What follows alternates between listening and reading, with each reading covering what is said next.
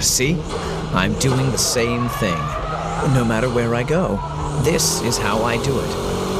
But remember, you have to adjust your speed, braking power, and steering angle for each corner.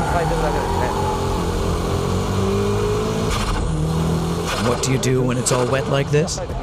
Just pull the old e-brake.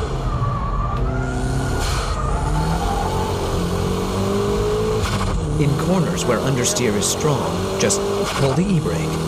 It's best not to use it too much, but you can do it when you're still learning. Oops, that was understeering right there. Here again.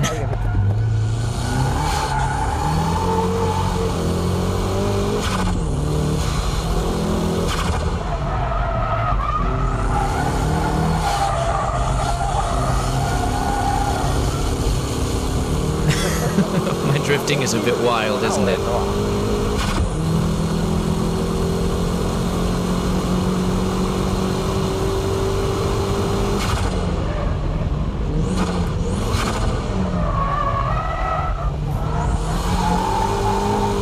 That corner entry began as a braking drift, but towards the exit I switched to dynamic drifting.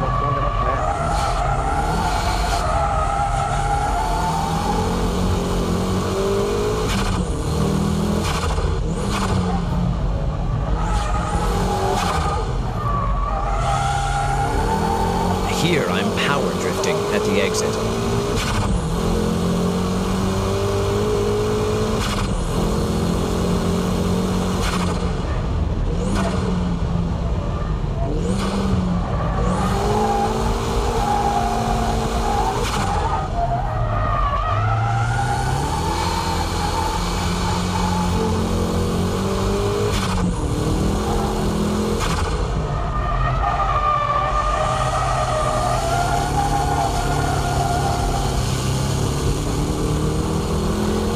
This is how I do it. That's almost like dynamic because I only touch the brakes just a bit.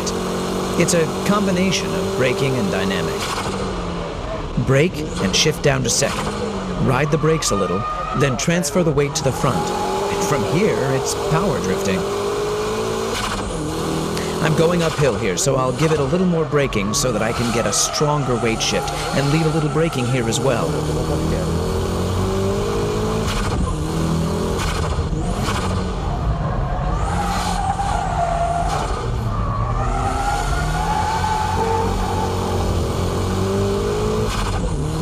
On the S-curves, the faint drift should be used.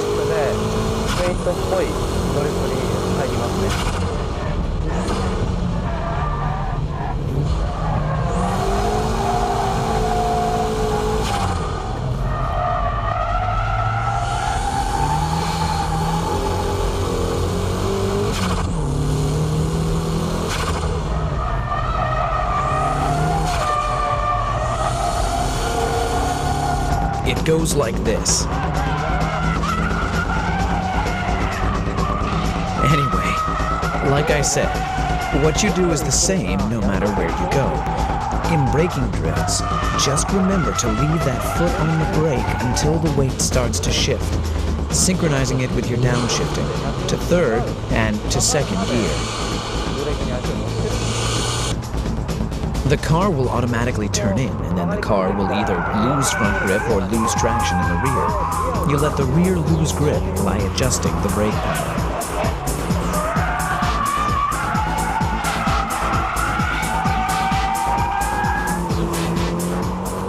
Let's check out how the S14 is acting on this final corner from the outside camera. This well-balanced S14 Silvia goes into braking drift by a light touch of braking and smooth steering work.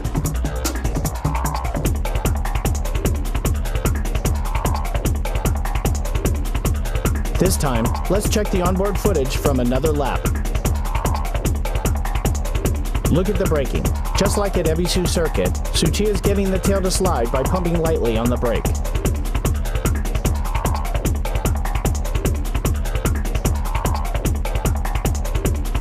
As Tsuchiya countersteers, the G-balls are intact and moving towards the rear very smoothly. A beautiful drift must have smooth weight transition. Pay attention to the angle of his countersteering and throttle control.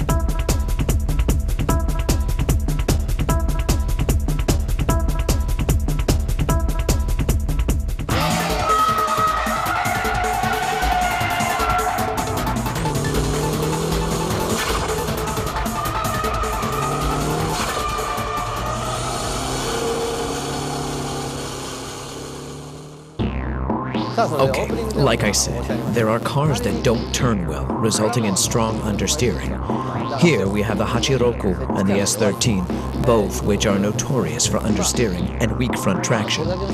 If the car is this low, I don't think the suspension has enough travel. Anyway, even with cars like this, you can get them to go sideways. But how? Well, let's try it out. What do you do if you think there's going to be understeer?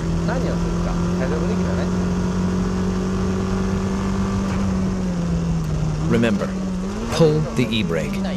After braking, and if the weight doesn't shift enough, what do? Pull the e-brake. Then you turn, just like this. It's the same here too. If the weight won't shift, e-brake it. It's the same at the next corner as well. No weight shifting, then pull the e-brake. And this time, use the brake pedal to turn back.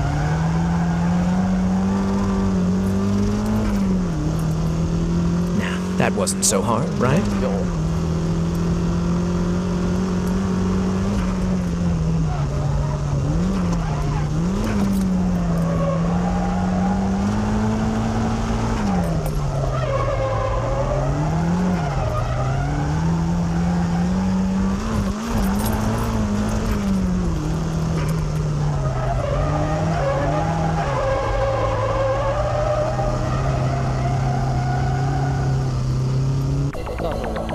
I'm standing here at the first hairpin curve on the Maze circuit. I'd like to demonstrate the different drifting procedures with different cars. The S14 Silvia has good front grip and a good weight up front, which enables the car to turn easily. All I had to do was create and control the weight transition with my braking.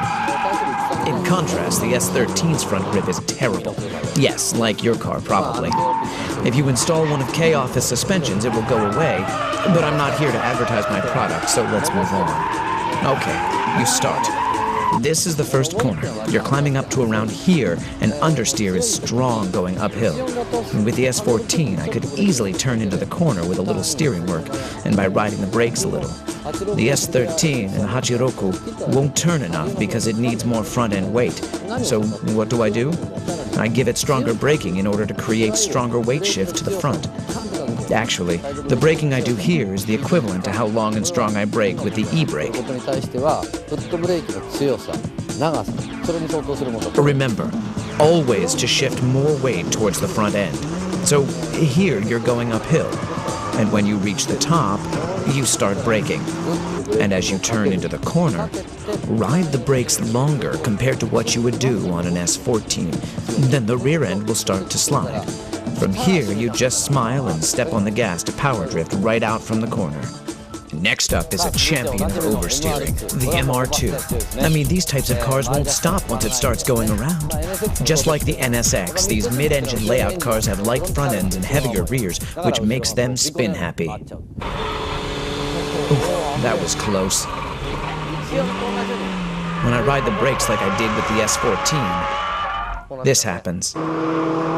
Adjusting the pressure you brake with and how long you brake entering the corner is the key here. The difference between the S14 and the MR2 is the braking power you apply.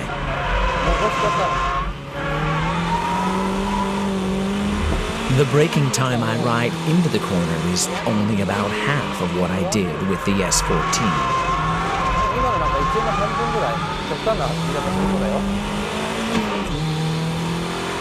Right here, I quit braking already.